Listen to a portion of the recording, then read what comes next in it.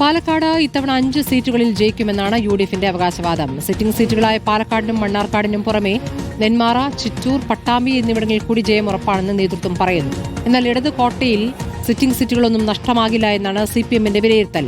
മലമ്പുഴയിലും പാലക്കാട്ടും കടുത്ത ത്രികോണ മത്സരത്തിലാണ് ബിജെപി കോപ്പുകൂട്ടുന്നത്. ഇക്ബാൽ അറക്കൽ വിവരങ്ങളുമായി. ഇക്ബാൽ, പാലക്കാട് എങ്ങനെയാകും യുഡിഎഫ് സ്ഥാനാർത്ഥികളെ നിർത്തുക? ഇപ്പോൾ രാഹുൽ മാങ്കൂട്ടത്തിൽ വിഷയം ഒക്കെ വന്ന ഒരു സാഹചര്യം കൂടിയുണ്ട്. അപ്പോൾ ആരാകും സ്ഥാനാർത്ഥി എന്നുള്ളത് ഒരു പ്രധാനപ്പെട്ട ചോദ്യമാണ്. എന്താണ് ലഭിക്കുന്ന സൂചനകൾ?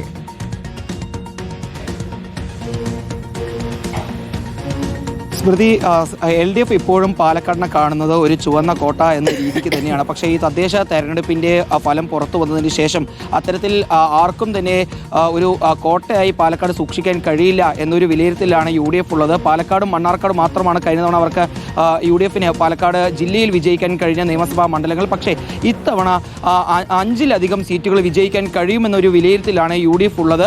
പാലക്കാടിനും മണ്ണാർക്കാടിനും പുറമെ ചിറ്റൂരിലും അതുപോലെ തന്നെ നെന്മാറയിലും പട്ടാമ്പിയിലും എല്ലാം വിജയിക്കാൻ കഴിയുമെന്നൊരു പ്രതീക്ഷയിൽ UDF നിലവിലുണ്ട്. അവർ അതിനുള്ള സ്ഥാനാർത്ഥികൾ, ഏറ്റവും മികച്ച സ്ഥാനാർത്ഥികളെ തന്നെ ആ മണ്ഡലങ്ങളിലെല്ലാം മത്സരിപ്പിക്കാനുള്ള നീക്കത്തിലേക്കാണ് കടക്കുന്നത്. തൃത്താലയിൽ മന്ത്രി MB രാജേഷിന്റെ മണ്ഡലമായിട്ടുള്ള തൃത്താലയിൽ അവിടെ ഇത്തവണ ഒരു വിജയസാധ്യത ഉണ്ട് എന്നൊരു വിലയിരുത്തലും UDFനകത്തുണ്ട്. ഏറ്റവും ഒരു ത്രികോണ മത്സരം നടക്കാൻ സാധ്യതയുള്ളത് പാലക്കാട് മണ്ഡലത്തിലും അതുപോലെ തന്നെ മലമ്പുഴ മണ്ഡലത്തിലുമാണ്. പാലക്കാട് മണ്ഡലത്തിൽ ഇത്തവണ BJP മത്സരിപ്പിക്കാൻ വേണ്ടി ഒരുങ്ങുന്നത് BJPയുടെ പാലക്കാട് ഈസ്റ്റ് ജില്ലാ അധ്യക്ഷനായിട്ടുള്ള പ്രശാന്ത് ശിവനെ തന്നെയായിരിക്കും.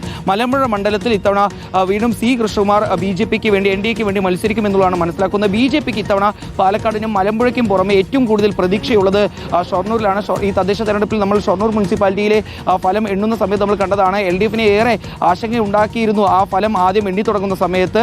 NDA അവിടെ രണ്ടാമത് അല്ലെങ്കിൽ ഏറ്റവും പ്രധാനപ്പെട്ട പ്രതിപക്ഷമായി NDA അവിടെ വരുന്ന ഒരു സ്ഥിതിയും ഉണ്ടായിരുന്നു.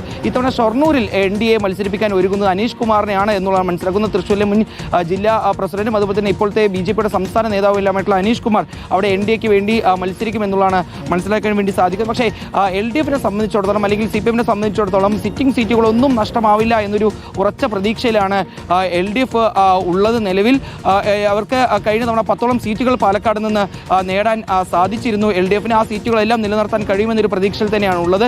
നിലവിലുള്ള ഭൂരിപക്ഷം അത് വർദ്ധിക്കാൻ മാത്രമാണ് സാധ്യതയുള്ളത്. ഒരിടത്ത് പോലും തങ്ങൾക്ക് കാലിടറില്ല എന്നൊരു പ്രതീക്ഷയിലാണ് LDF ഇപ്പോൾ അവരുടെ തെരഞ്ഞെടുപ്പ് പ്രവർത്തനങ്ങളുമായി മുന്നോട്ട് പോകുന്നത്. പാലക്കാട് മണ്ഡലത്തിൽ രാഹുൽ മാങ്കൂട്ടത്തിന് പകരം ആര് വരും എന്നുള്ളതും ഒരു ചോദ്യമായി തന്നെ ഇപ്പോഴും നിൽക്കുന്നുണ്ട്. പല നേതാക്കളും ആ മണ്ഡലത്തിൽ മത്സരിക്കാനുള്ള ഒരു ആഗ്രഹം പ്രകടിപ്പിച്ചുകൊണ്ട് പാർട്ടിയെ സമീപിക്കുന്ന ഒരു സ്ഥിതിയുണ്ട്. ചിറ്റൂരിൽ മന്ത്രി K കൃഷ്ണൻകുട്ടി ഇത്തവണ തെരഞ്ഞെടുപ്പ് പോരാട്ടത്തിന് ഇല്ല എന്നൊരു കാര്യം അറിയിച്ചിട്ടുണ്ട്. അവിടെ അപ്പോൾ ജനതാദളിന് ഒരു പുതിയ സ്ഥാനാർത്ഥി വരും. അങ്ങനെയാണെങ്കിൽ വലിയ രീതിയിലൊരു പ്രതീക്ഷ തങ്ങൾക്ക് ഉണ്ട് എന്നുള്ളതാണ് കോൺഗ്രസും പറയുന്നത്. അങ്ങനെ പാലക്കാട് ഇത്തവണയും നിയമസഭാ തെരഞ്ഞെടുപ്പിൽ വലിയ പോരാട്ടം തന്നെയായിരിക്കും ഈ വരുന്ന 12 മണ്ഡലങ്ങളിലും ഉണ്ടാവാൻ വേണ്ടി പോകുന്നത്. ശരി, ഇക്ബാൽ അറക്കലാണ് പാലക്കാട് നിന്ന്.